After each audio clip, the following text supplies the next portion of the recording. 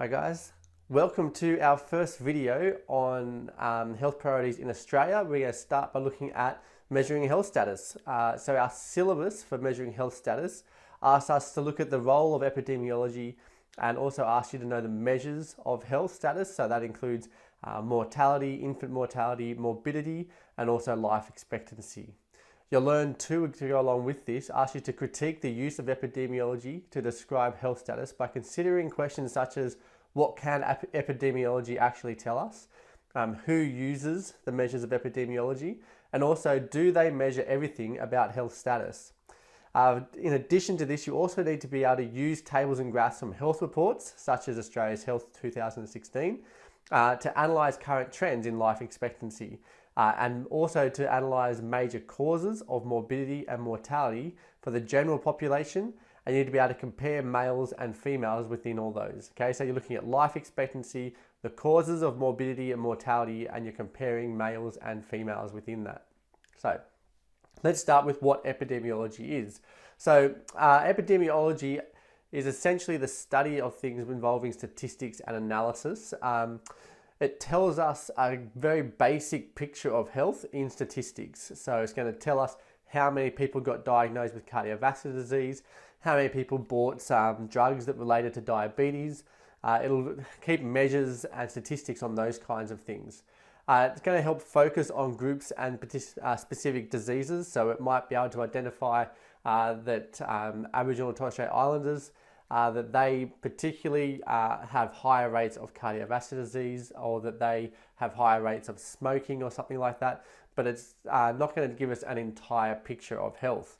Okay, so the people who use epidemiology are essentially researchers. Researchers are the ones who produce it, and then they also use it as they analyse and study Australia's health and think about ways to move in the future and things that they need to actually be looking at solving.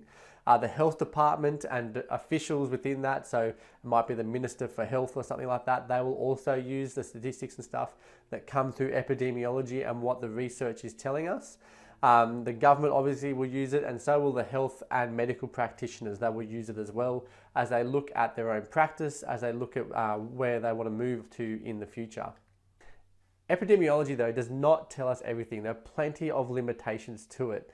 So epidemiology is often manipulated and is very open to bias. So for example, I can tell you that about 95 to 99% of Australians who died of a heart attack this year also had a fridge. Now, that piece of data is absolutely useless really, because we don't think that there's any connection between the owning of the fridge and the people having a heart attack.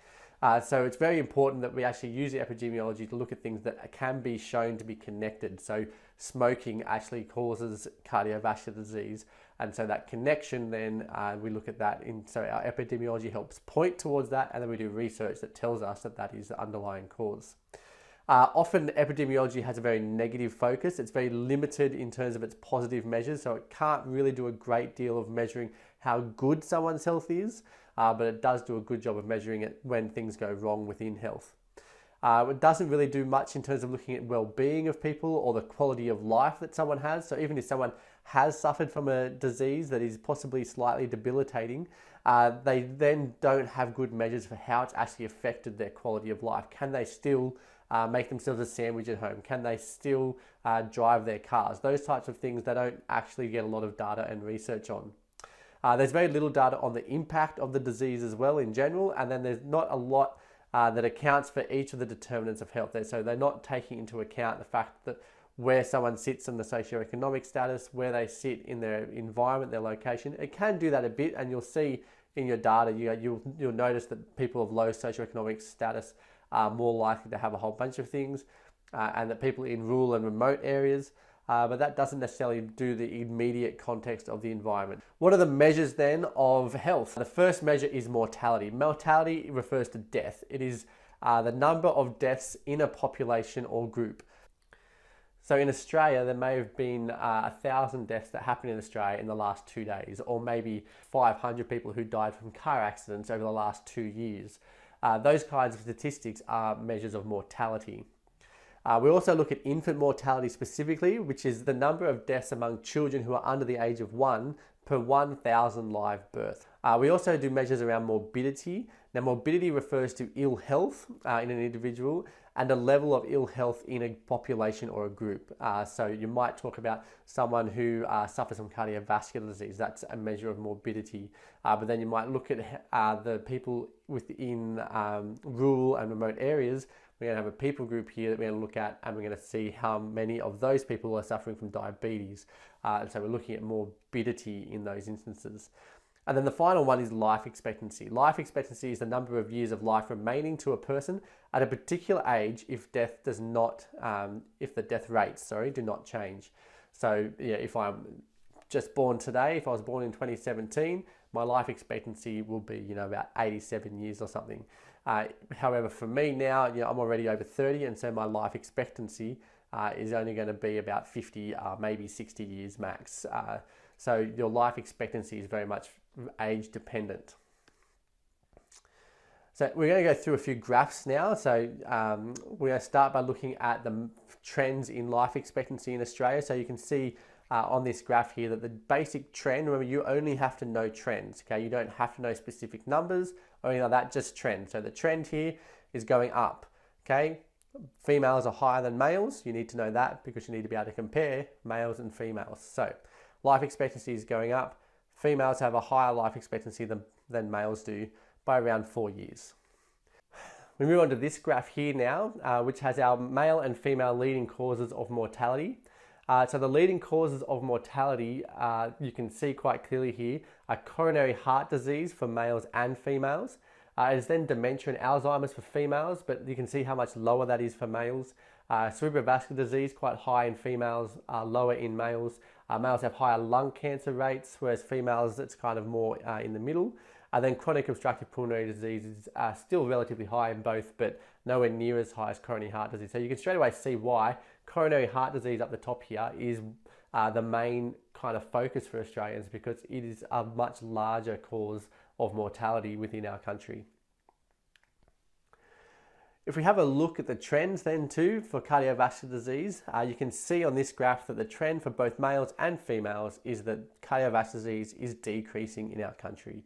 That's pretty much all you need to be able to do. You can see that this graph only goes to 2009, but it's still probably the most current graph that we have for the trend in cardiovascular disease.